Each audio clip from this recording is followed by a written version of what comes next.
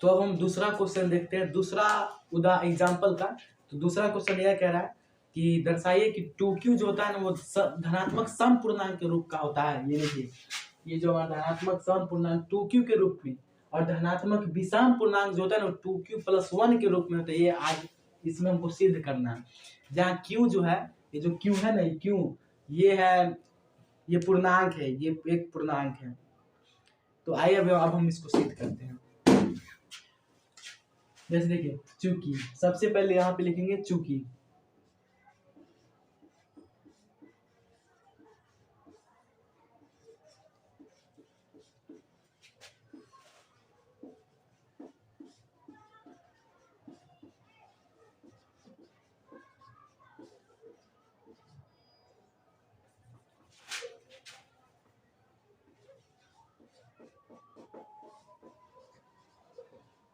देखिए यहाँ पे मैंने लिखा चूंकि q एक धनात्मक पूर्णांक है।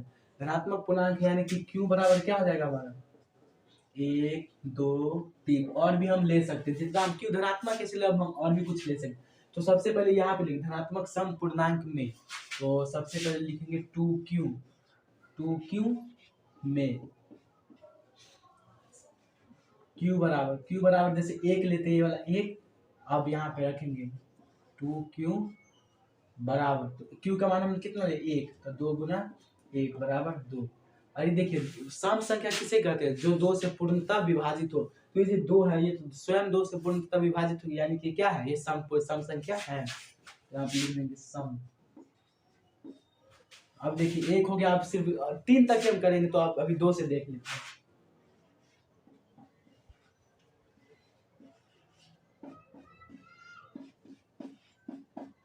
अब देखिए 4 हमारा सम संख्या है, क्योंकि ये भी 2 से पूर्णतः विभाजित है। यहाँ पर हम लिख देंगे सम।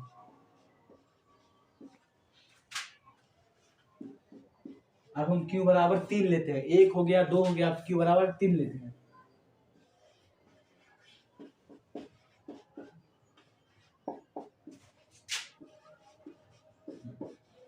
देखिए जो 6 है ये भी हमारा सम संख्या है। ये जो 6 है वो भी 2 से विभाजित है ना, 2 तिया 6, तो ये भी हमारा सम संख्या है। यहाँ पर और भी ले सकते हैं, लेकिन 3 काफी है, इतना आप बना देंगे तो आपको नंबर मिल जाए। 3 काफी रहता है। उसके बाद इसमें देखते हैं, ये जो ये हमारा सिद्ध हो चुका है। ये अब किसमें देखेंगे, विषम पूर्णांक। तो यहाँ पे हम लिख देते हैं, यहाँ पे जगह है फिर भी यहाँ पे लिख देते हैं।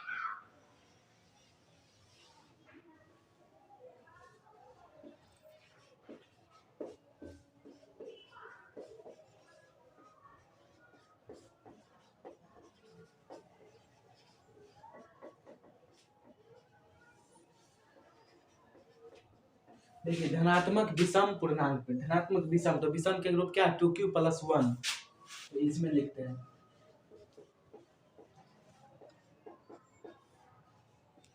q बराबर, जो हम अगर 1 लेंगे, यहाँ देखिए q बराबर धनात्मक सम, सॉरी धनात्मक है, धनात्मक पूर्णांक है, q1 धनात्मक पूर्णांक है, तो q बराबर 1 2 3 4 जो भी ले सकते हैं। तो इस बार हम एक लेते हैं, तो 2q+1, तो 2 गुना 1 और फिर प्लस में 2 1 2 और फिर 1 3। 3 जो है 3 देखिए, 3 हमारा क्या है, 3 एक विषम संख्या है। जो 2 4 6 ये तो 2 से पूर्णतः विभाजित हो गया, या अर्थात ये सम है, और वो 2 से विभाजित नहीं अर्थात वो विषम है। फिर हम q बराबर 2 लेते हैं।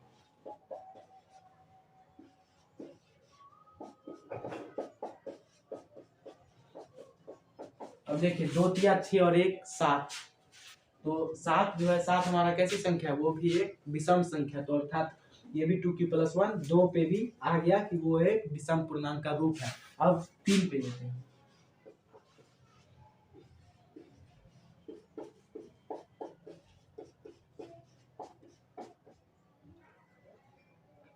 सर यहाँ पे 2 दूना 4 और 1 5 हुआ,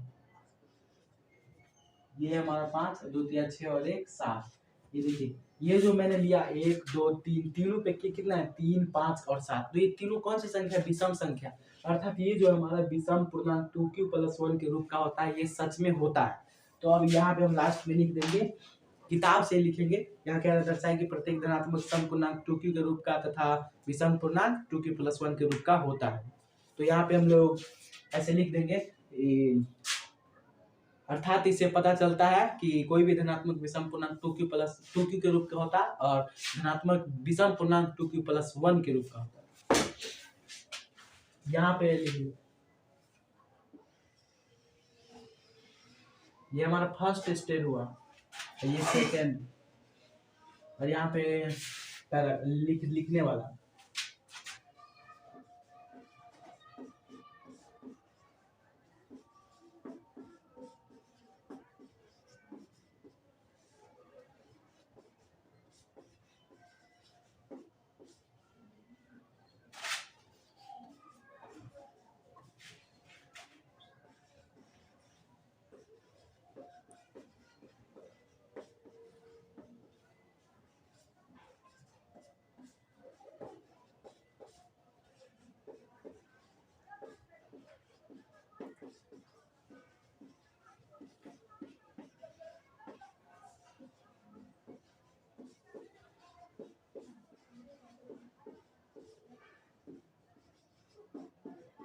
देखिए ये जो हमारा क्लास 10 का चैप्टर 1 का जो है एग्जाम्पल नंबर 2 वो भी हमारा हो चुका है। तो देखिए एग्जाम्पल जो 3 है ना वो सेम एग्जाम्पल 2 के ही तरह सेम पूरा फुल कॉपी, लेकिन उसमें सिर्फ अंक बदल दिया है, तो इसके लिए आप लोग घबराइएगा नहीं। देखिए हमारा जो एग्जाम्पल 3 है वो क्या दर्शाइए कि धनात्मक विषम पूर्णांक जो है 4q प्लस 1 या 4q प्लस 3 के रूप का होता है, जहाँ q एक क्या देती हुआ है, पूर्णांक दिया हुआ है। यहाँ पर लिखेंगे चूंकि q एक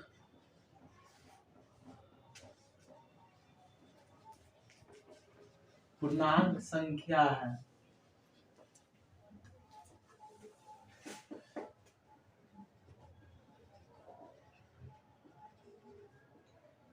देखिए चूंकि q जो है एक पूर्णांक संख्या, इसलिए q बराबर हम क्या लिख सकते हैं 1 2 3, माइनस में भी ले सकते हैं, लेकिन यहाँ पे सिद्ध करना है प्लस में, इसलिए हम लोग धनात्मक बोला है इसलिए प्लस मिलेंगे। इंटीजर नंबर जो होता है वो पॉजिटिव तथा नेगेटिव दोनों होते हैं और एक जीरो भी होता है, तो उसी को इंटीजर नंबर कहते हैं। जैसे देखिए ये जो है यहाँ पे हमारा जीरो होगा, इधर जो है ये पूरा प्लस धनायन होगा, इधर जो पूरा ऋणायन, तो ये जो हमारा होता है इंटीजर नंबर, तो इधर ही हमको लेना है, इधर नहीं लेना है।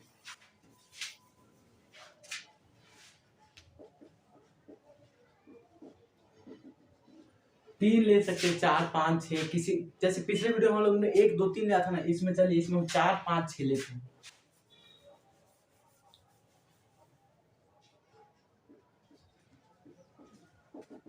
आप कुछ भी ले सकते हैं, 7 8 10 12 17 20 25 कुछ भी ले सकते हैं। तो जैसे मैंने यहाँ पे 4 5 6 लिया, अब इसमें क्या कह रहा है कि धनात्मक विषम पूर्णांक 4q प्लस 1 के रूप का होता है। तो सबसे पहले यहाँ लिखेंगे, एक यहाँ पे बना लेते हैं, एक यहाँ पे, और फिर से थर्ड वाला यहाँ पे। तो सबसे पहला यहाँ पे बना लेते हैं,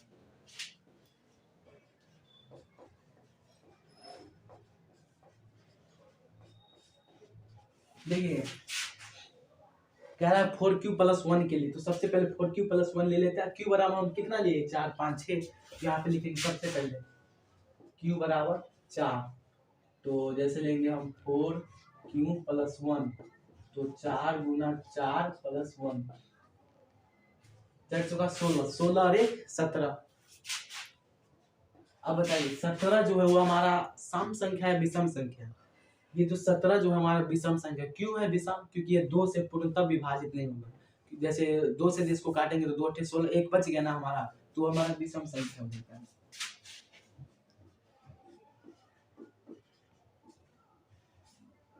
ये हमारा आ गया विषम। और फिर q बराबर हम 5 लेते हैं,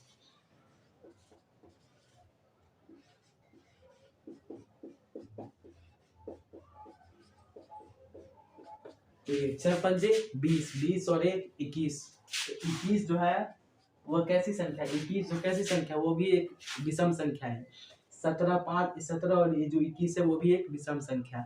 तो ये हमारा ये सिद्ध हो रहा है ना कि q एक पूर्णांक है, तो 4q प्लस 1 कितना विषम संख्या ही होगा।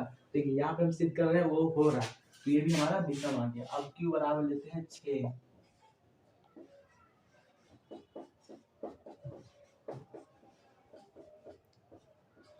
6 चौका 24 और 1 25, 25 2 से कट रहा है पूरा पूरा, 2 12 दूना 24 और एक बच गया ना, जैसे ये जो है 21, 10 दूना 20 और एक बच गया ना, तो हमारा क्या हो गया, विषम संख्या।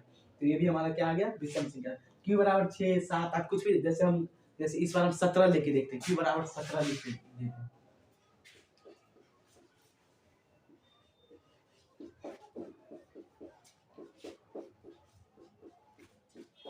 देखिए क्यू बराबर जो 17 लेते, 17 जगह कितना होता है 68, 17 जगह 68 अरे 69 69। देखिए क्यू बराबर जो 17 हम जो लिए, तो 17 से 68 है 69, तो 69 जो है ये भी 2 से पूर्णता नहीं करता है। 2 तिया 6 और 2 जगह 34, 34 को जो 2 से गुना करेंगे तो हमारा 68 ही होगा, लेकिन यहाँ पे 69 है, इसलिए 2 से पूर्णता नहीं ना कटा, इसलिए भी हमारा क्या हो गया, विषम।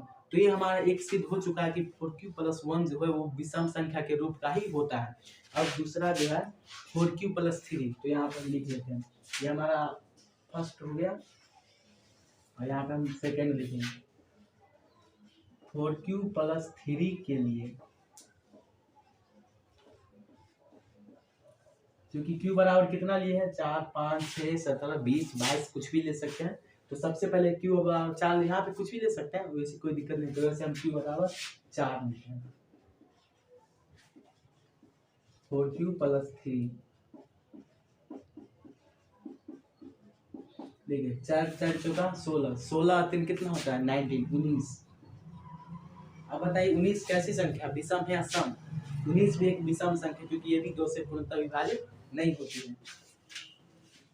अब q बराबर 5 लेते हैं।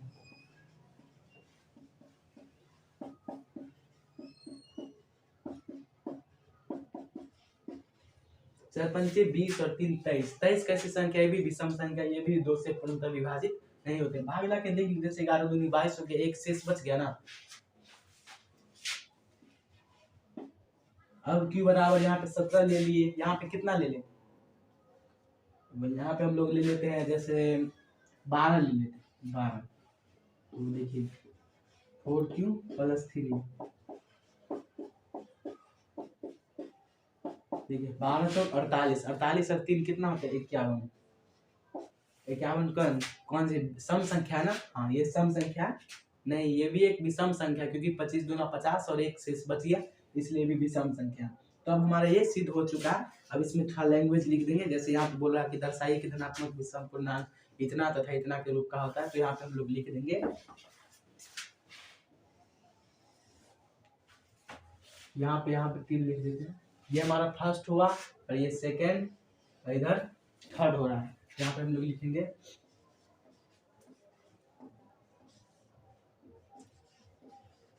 अतः हम देखते हैं कि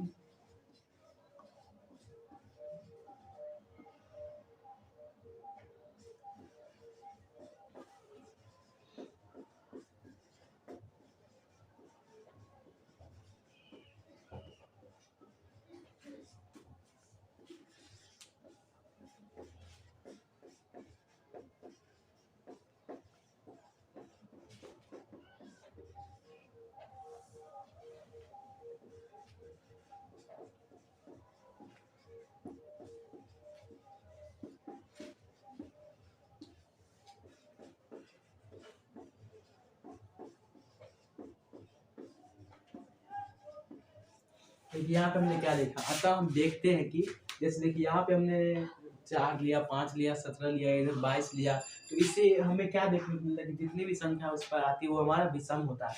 यहाँ पे हमने लिखा अतः हम देखते हैं कि कोई भी धनात्मक विषम पूर्णांक 4q + 1 तथा 4q + 3 के रूप का ही होता है। जैसे देखिए क्या है विषम, विषम, ये भी विषम, वो भी विषम, इधर भी विषम, इधर, अतः इससे ये सिद्ध होता है। अब हम एग्जाम्पल नंबर 4 देखते हैं। एनसीईआरटी का जो हमारा चौथा नंबर क्वेश्चन है एग्जाम्पल का, वो ये कह रहा है, एक मिठाई विक्रेता के पास 420 जो है बादाम की बर्फियां और 130 जो है वो 420 काजू की बर्फियां तथा 130 जो वो बादाम की बर्फियां।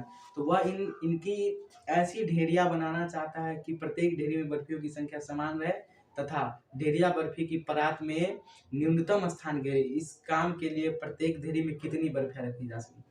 तो ये बहुत ही आसान क्वेश्चन है, जैसे पहला एग्जांपल हम लोग ने बनाया था एचसीएफ निकाल के, वैसे इसको भी बनाएंगे। इसमें कह रहा है काजू की जो बर्फियां है उसकी संख्या कितनी 420, काजू जो है 420 है और बादाम की बर्फी जो 130 है। तो दुकानदार कह रहा है इसको एक परात में रखना है। जैसे एक परात ले लेते हैं, इसमें रखना है। तो कह रहा है जो कैसे रखेंगे जो कम स्थान घेरे तथा जैसे इसमें जो है इसमें 5 गो रहता है तो इसमें 5, जैसे इसमें 5 गो तो इसमें 5, इस लाइन में जैसे 25 गो रहता है तो 25, जैसे एक समान होना चाहिए। बस ये कह रहा है कम स्थान घेरे, ये कह रहा है। तो इसका हम लोग क्या निकालेंगे HCF। HCF है किससे? यूक्लिड विभाजन एल्गोरिथम से। तो उसके लिए हम लोग को सबसे पहले A तथा B चाहिए। तो सबसे बड़े वाले को A मानते हैं, छोटे वाले को 130 B मानेंगे। तो यहाँ पे हम लोग लिखेंगे यूक्लिड विभाजन एल्गोरिथम से।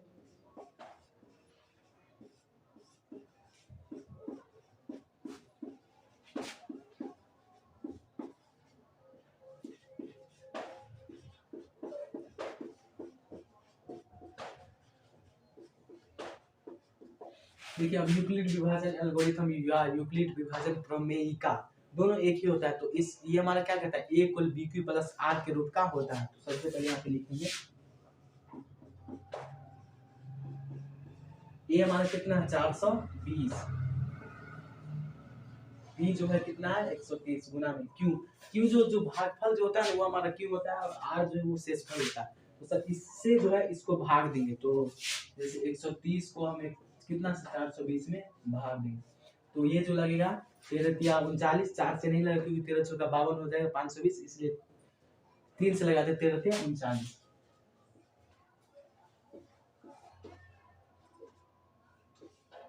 देखिए ये 30 आया। तो कितना से हम लोग भागफल कितना आया 3 और शेषफल जो है 30। तो यहाँ पे हम लोग लिख देंगे Q का मान कितना आया 3 और फिर प्लस शेषफल कितना आया 30। अब फिर देखिए ये जो है ना 30 से 130 में भाग देंगे। तो इस दोनों में बड़ा कौन सा है 130। तो 130 को हम लोग फिर यहाँ पे लिखेंगे 30 से हमको भाग देना है। तो 30 गुना में 130। देखिए अब कितना सी लगेगा, जैसे 3 5 15 तो 150 हो गया। 5 से नहीं लगेगा, 4 से लगेंगे तो 4 12 120। तो 4 से हमारा ये लग जाएगा। देखिए जब 4 से जो लगाया भागफल जो हमारा 4 है तो शेषफल कितना बचा 10। तो यहाँ पे लिख देंगे 4 प्लस में 10। अब 10 से किस में भाग देंगे 30 में। तो जो 30 जो है 30 हमारा क्या हो जाएगा A हो जाएगा। 30 हमारा आया, फिर बराबर में 10, फिर गुना में। देखिए यहाँ पे हम लोग 30 लिखेंगे, 10 या 30 कट गया। तो आंसर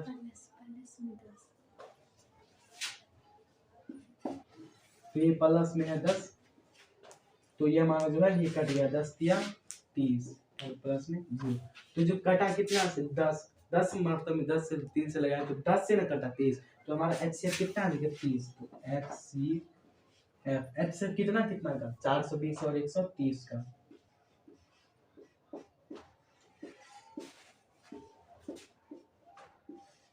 देखिए अब क्वेश्चन में क्या कह रहा है कि कैसे रखेंगे कि ढेरिया जो बर्फी की परात में न्यूनतम स्थान घेरे तथा इस काम के लिए प्रत्येक ढेरी में कितनी बर्फियां रखी जा सकती हैं। तो यहाँ पे लिख देंगे, यहीं पे लिख देंगे